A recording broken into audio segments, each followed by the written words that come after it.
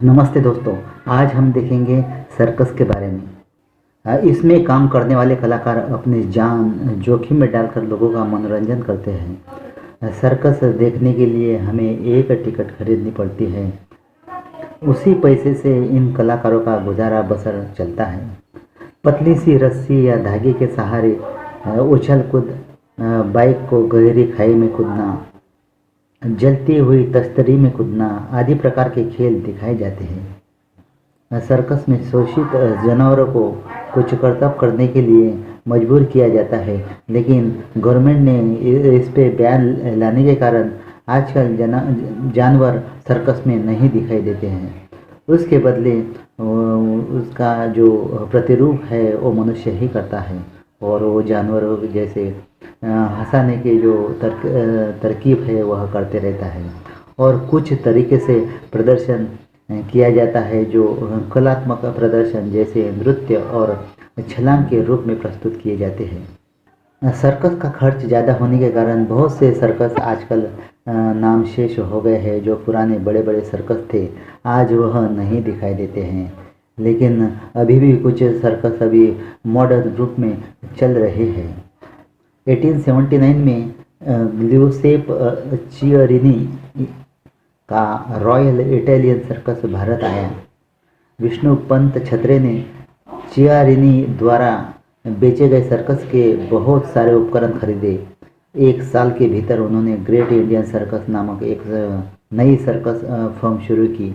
यह भारत का पहला सर्कस रहा।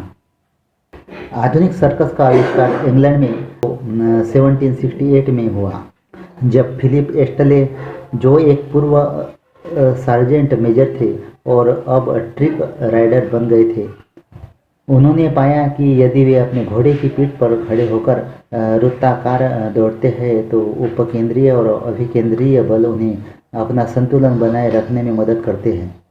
सर्कस ट्रेन सर्कस मंडलिया के लिए परिवहन का एक साधन है। भारत के मशहूर सर्कसों में the great royal circus 1909, grand Bombay circus 1920, यही सर्कस आज द ग्रेट बॉम्बे सर्कस के नाम से जाना जाता है।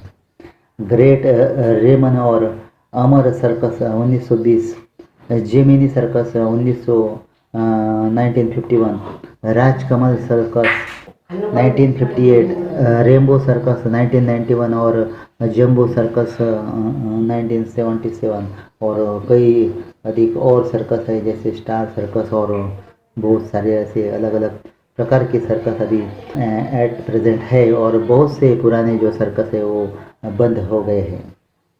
कलाबाज और बाजीगर अप्रत्याशित और विचित्र होते हैं, जो अद्भुत करतब दिखाते हैं, जो युवा दर्शकों को चकित कर देते हैं।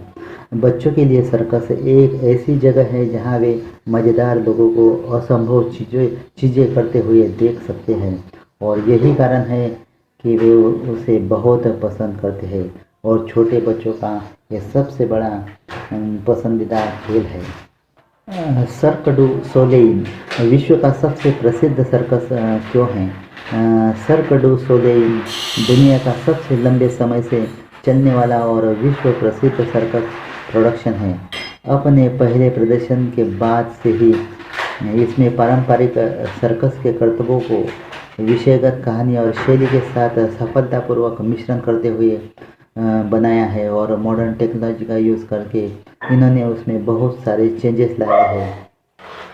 सर्कस कलाकार प्रदर्शन करने के लिए लंबे समय तक काम करते हैं और अपने कर्तव्यों की तैयारी में और भी अधिक समय लगाते हैं। सीखने और फिर से सिखाने की अवधि गहन और शारीरिक रूप से कठिन होती है।